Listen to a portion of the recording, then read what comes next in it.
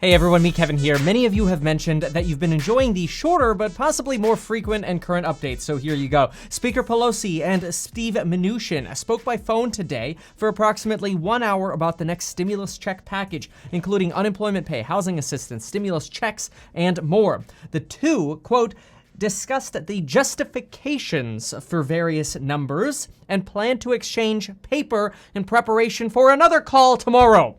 Honestly, this is the same stupid line we've literally heard every single day for about a week now. However, I will say the fact that they are discussing justifications for various numbers is a sign that maybe they're getting a little bit closer, but let's be real, we still don't have a bill. And just because they're tossing around different verbiage, yeah, maybe that's a good sign for liability protections and bridging the gap, but it's still a pisser because it still ain't done and they're still slow. Now, you're going to hear a lot of sensationalism about letters being sent from this person or that person or whatever, the Senate going on vacation or the House going to work on their campaigns and all this meaningless stuff. The only thing that matters right here is not all the stuff that'll waste your time. It's focusing on Mnuchin and Pelosi. That's it. Those are the only people we need to focus on right now when it comes to stimulus. But guess what? Nancy Pelosi was interviewed on MSNBC today. In fact, she was interviewed at exactly the same time that Donald Trump's doctors gave us an update. Well, as if on cue, as Nancy Pelosi was being interviewed, and I was waiting for this interview, at the same time, we're waiting for Trump's doctors to come out to give us an update on him, right? The same time Nancy Pelosi begins talking, like no doubt within a few minutes of her being on TV, the doctors come out basically forcing the news stations to end the interview with Nancy and cover what the doctors are going to say about Trump. And let's be real, we all know that Donald Trump is watching the news channels.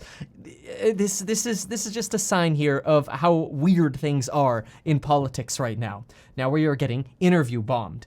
Now, about this interview, before I tell you the one thing that we were able to take away from it, I kind of have to make a joke about what we were able to take away because, well, I thought it was pretty funny.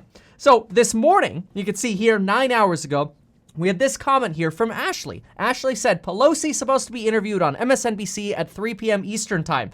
Great. And I replied with, I wonder what she's going to say. Quote, we're ready when Republicans are ready to realize what needs to be done to crush this virus. It's starting to feel like the same script daily. That's what I had to say.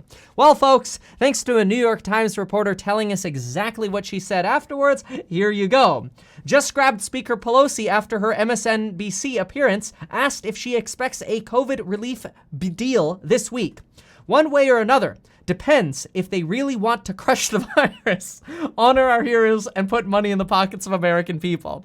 Okay, all right, so we've got some good news here and some, well, funny news. It's funny because it is the same thing she says every freaking time. Well, we'll let you know when Republicans are ready to crush the virus. Now, I don't want to read into this too terribly much. They put the hyphens here to signal a pause, but the problem with that is it could be read two ways, right? We could read it one way that says, one way or another, it depends on what Republicans are willing to do, aka she told us nothing. Or she responded and said, one way or another, a deal is going to happen this week, but the details depend on whether or not they want to crush the virus.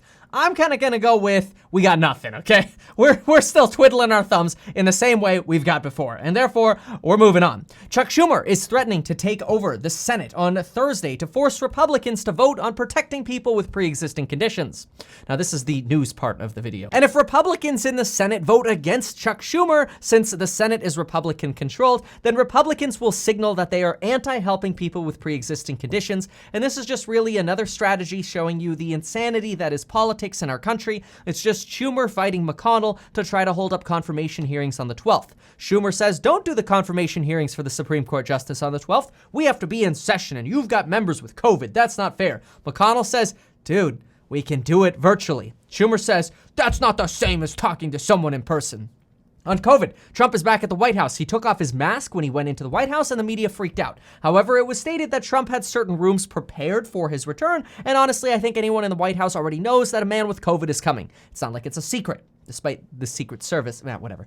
Trump's doctors say Trump is not out of the wood yet. Madrid is locking down and preventing millions from leaving the area.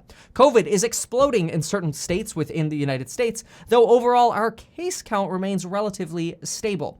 Moderna doesn't believe we'll see a vaccine until March or April of next year, and the CDC has finally re-acknowledged that yes, you can get you can catch COVID through airborne transmission. And I laugh because it's kind of like the CDC posted that a few weeks ago, and then they took it down, and they're like, well, we didn't mean to say that, and now they reposted it. The CDC is a freaking disaster. Like, this is not time for a dress rehearsal. We're in a pandemic. Anyway, the CDC recommends stay away from things like closed spaces. They specifically targeted choirs, fitness classes, and other poorly ventilated rooms.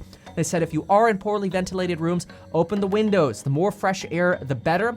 And have fans blow air upwards. There's a little switch on top of your ceiling fan, by the way. If you go up there with a ladder, turn the fan off before you go up there. And flip the little switch, and the fan will spin the other way, sucking air up and away from people rather than down and around towards people. That way the air kind of goes up and goes down along the walls. Anywho, there's your update for today. I hope you found it helpful. Thanks so much for watching, and we'll see you next time.